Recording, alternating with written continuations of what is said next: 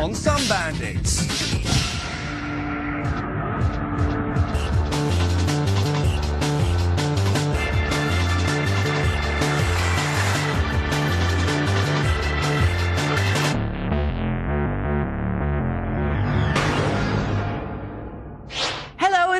Welcome to Thumb Bandits, the show that takes you by the hand and leads you up the garden path of video game fulfillment. And then bashes you over the back of the head with a baseball bat.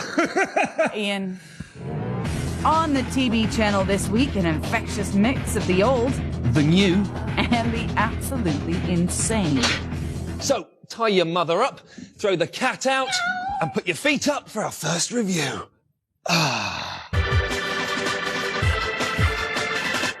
I have great difficulty getting along in the real world.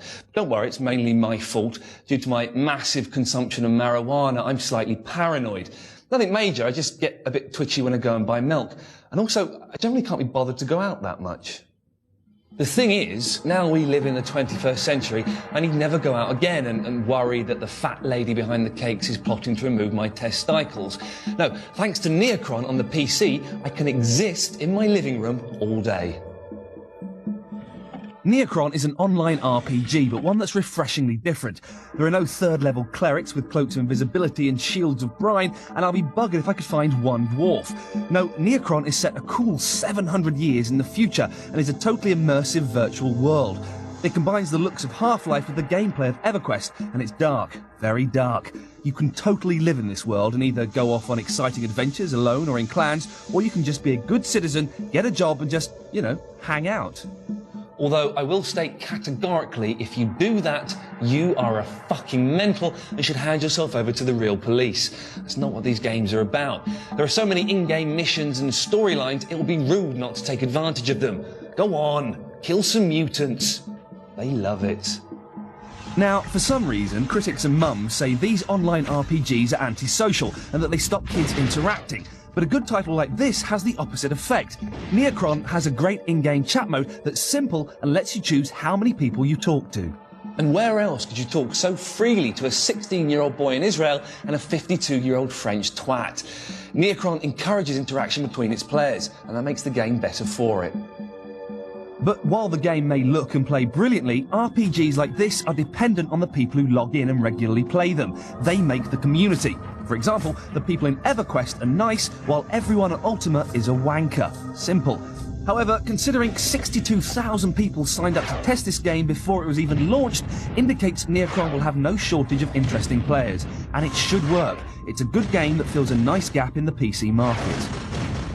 And there are no elves. Do you remember when the only person to read Lord of the Rings was the smelly kid at school who always ended up getting a dead arm?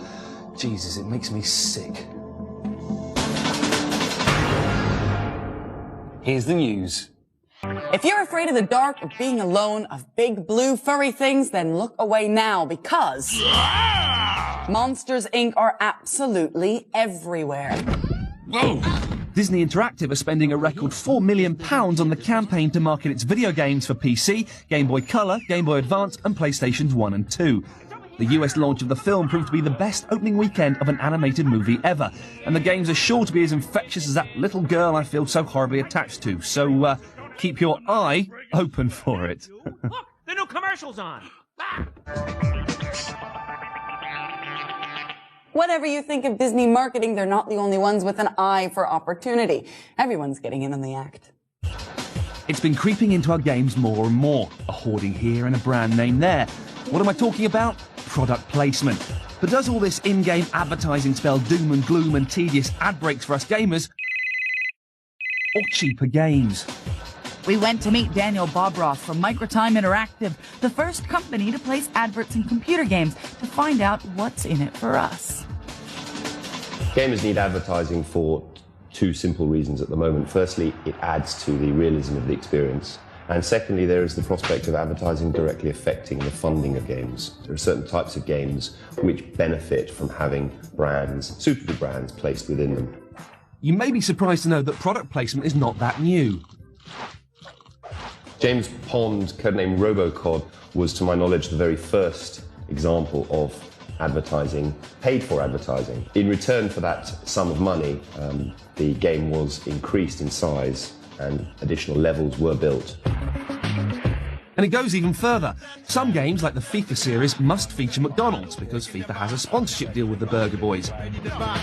And any game with David Beckham features Adidas. In the past, it's largely been a case of advertisers trying to get into games, but recently the games companies have been going to them.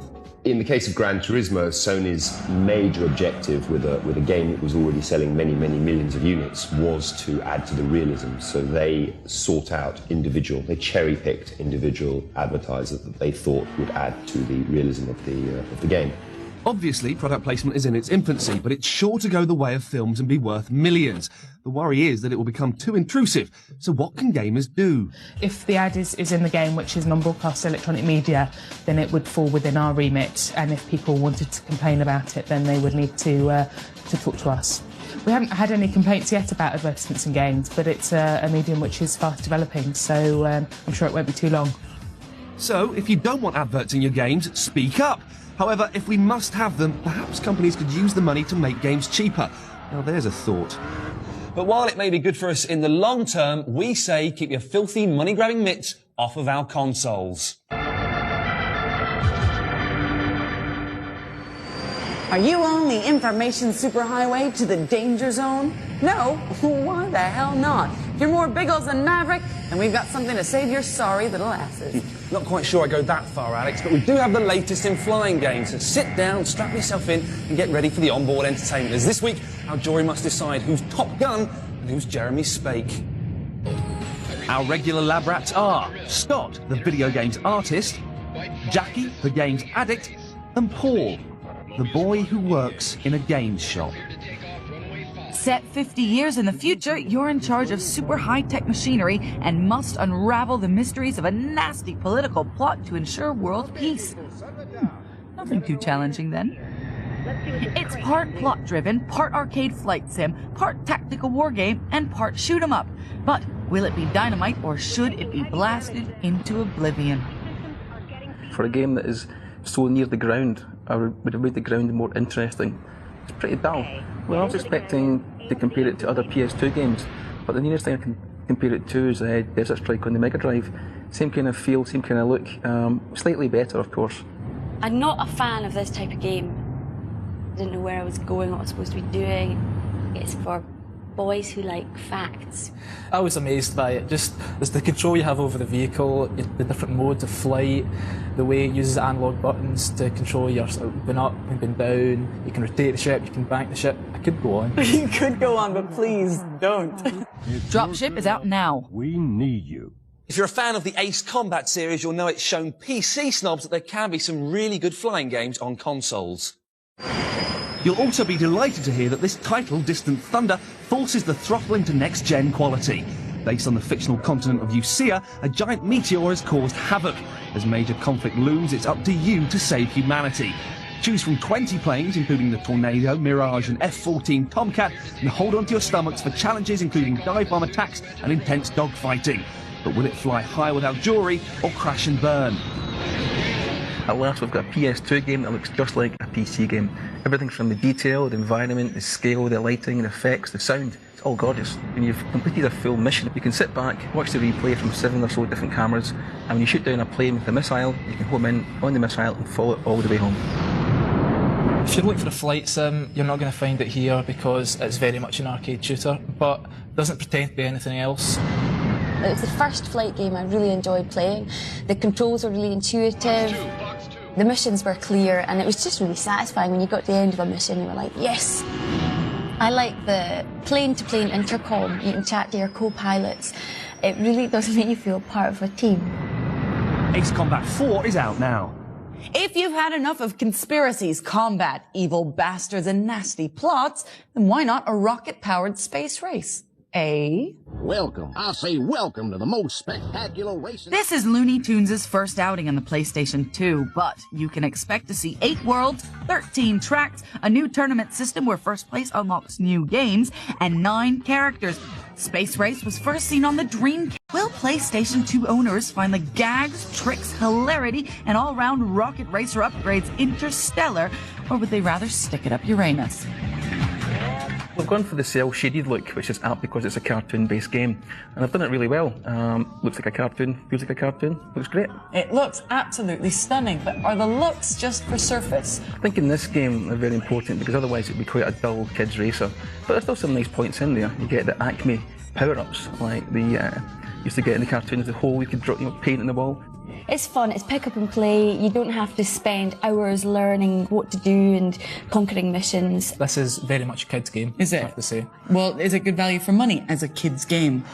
It's good value for money if you think 40 quid's worth keeping kids shut up for half an hour, which it probably is. It's like Wipeout with Bugs Bunny. Hello, is this thing on? So the results are in, and this week's third place cancelled flight is Space Race because it's for babies. In second place, quite a comfortable flight, but there's no vegetarian option. It's Dropship because It's overly complicated. So this week's winner, it's an all-expenses return trip on Concorde piloted by Captain Biggles himself. It's Ace Combat because They like it best. Can I see your boarding pass, please, sir? Get off. Nintendo, for all of its monkey business, don't condone monkey love. So for you psychos out there who prefer to carnally communicate with our pre-prehensile ancestors, you guys are smoking too many bananas. Come out of your tree and play Super Monkey Ball, the game cube owners are dying to get their mitts on. It is pure, clean monkey fun. So there's this monkey, right? And he's in a ball, yeah? He's like a happy monkey. And you've got to get your cheerful chimp from A to B without chucking him into beautifully rendered oblivion. The 90 obstacle-ridden monkey mazes range from the piss-easy to the completely obtuse. The extremely sensitive analog stick controls the pitch of the course and not the sphere, which takes a little getting used to. And you're gonna need a hand as steady as a nun's to play with these balls. Some of the later levels are just plain impossible, with moving platforms, pinball bumpers, and infuriating slopes so steep you'll want to bend the controller to the breaking point to fight against them. But there's more, so much more. There are secret warps to skip levels and mini games more addictive than monkey nuts. Lock and lurch to the impressive monkey billiards, the totally trippy monkey golf, and the truly phenomenal monkey bowling.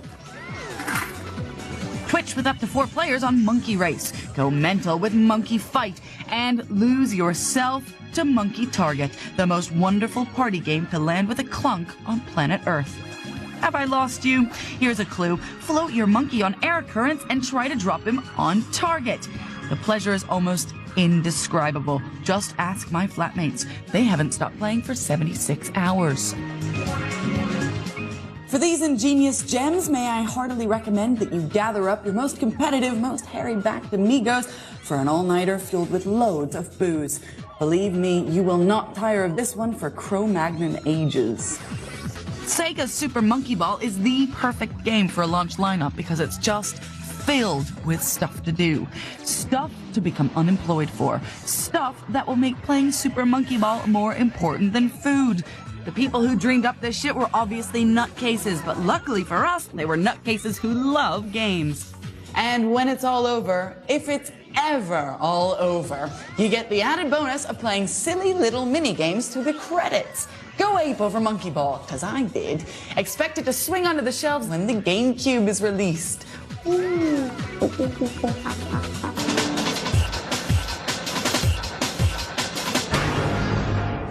Ah, the early 80s, and if your happiest teenage memories involve skipping off school and heading behind the bike sheds for a bit of snogging and going to the arcades and asking your mates to play Space Invaders, then join the club. Yeah, happy days indeed, but days that may not be over. Meet someone who can help you relive those crazy memories. Let's play cards like kids. Yeah, what are you doing? Nothing. Did you just have your arm around me? No. That's taking advantage.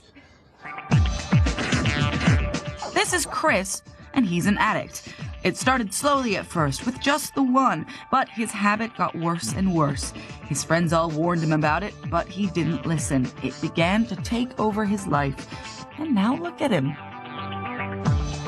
I started collecting video games when I was about 16, and it basically took over the house, and I had them in the garage and absolutely everywhere, the toilet. And it got to a stage where I had to sell some, and so many people asked for them that I decided when I lost my job and got made redundant to do it as a full-time job. We get us machines from basically everywhere. We actually go abroad, search countries, we go to the States, chicken sheds, barns, anywhere that's got them, we will find them. The machine we found in the worst condition would be the Star Wars cockpit, which was found in a farmer's barn with a family of chickens living in it. And I've restored that one to immaculate condition over 2 years, and it's in my dining room where it's going to stay. So what's the rarest? The rarest and most unusual would be the Tron. It uses a black light and it's got exceptionally good graphics. What's the oldest and most expensive? The oldest one that we have got in Arcade Warehouse is the Space Invader machine. The most expensive one is probably the Star Wars there. The cockpit version of that changes hands for £2,000 to £2,500 upwards. So what are Chris's favourites? Top three, from my point of view, of what customers ask us for is basically it's going to be Space Invaders, Pac-Man, Defender. You mention them and everybody goes, yep, know that game. The appeal of the games is basically everybody wants to relive the youth, so the only place you can play the games is by buying one and having it at home. The machine that I most want, and I want this machine desperately, is a Atari Firefox, which was one of Atari's Laserdisc machines, which I've been personally trying to find it for the past 10 years. And I've researched all over the world, and I still can't find one. So if anybody's got one, let me know. You've been warned. Arcade machines can take over your life. It's too late for Chris, but it's not too late for you. You know, Alex, I think we're too good for the people that watch the show. I think we give them too much. Well, what about the... Think about it. What have they ever done for us? Niche. And yet, that's right, Alex. Every week I'm playing games, I'm reviewing games, I'm talking about games. I actually sweat blood because of games. And in return, nothing. Not a phone call, not a card, not... Hi there, you were really good the other night on the telly. No, I get stuff, Ian. Yeah, I get stuff as well. I get, thousands of letters each week saying, I'm going to rip your throat out, you silly sod. I'm talking about gifts and fun things. Yeah, I get that. I get T-shirts and jewelry and games and cars. You got cars? Well, I don't do this for the money, do I? Yeah, I suppose that's true. Which is why I say, give the people what they want. Here's some sneaky peeks. Can you get me an Allegro? Don't think so. First up, you lovely people, freak style for the PlayStation 2. This fearless motocross game claims to take you to the edge with gravity-defying jumps, trouser-splitting stunts, and more tricks than a hooker's phone book. But of more interest to the boys is the inclusion of former Miss Supercross, Leanne Tweeden, who, apart from having a really stupid name, straddles a bike and teaches the men a thing or two. Heaven knows what. Next, a game especially conceived for the cold-hearted amongst you, Hitman 2 Silent Assassin. Hitman 2 now boasts first or third-person viewpoints, mid-mission save points, a new inventory system so you can carry items from mission to mission, and loads of cool new weapons like chloroform, poison darts, and stun guns. Hitman 2 will stick a cap in your ass this spring. Have you ever wanted to be a jet fighter? Well, stop playing those silly schoolyard games and get your chops around the Xbox's latest monster, Gunmetal. This stunning-looking game allows you to destroy almost everything on screen and use buttloads more firepower to do it. Players can walk, run, and jetpack around the busy environments and even herd animals into battle and watch the carnage. That is sick. Gunmetal will be available on March 14th. Well, that's the end of this week's show, and always forget to check out our website at www.channel4.com/Thumb Bandits, where there's no insider gossip and certainly no witty banter on the forum. But before you sod off and slide into unconsciousness, let me just say that next week we'll be looking at the Super Star Wars game on the GameCube, and it is fan-dabby-dozy. Delicious. We'll also be looking at consoles that never hit the UK. Plus, Alex is going to be talking to a chap who claims he's turning games into art. Sounds very interesting. You lucky, lucky people. See ya! Legendary ice battle on planet Hoth. I bumped a Wookiee once. Don't do that!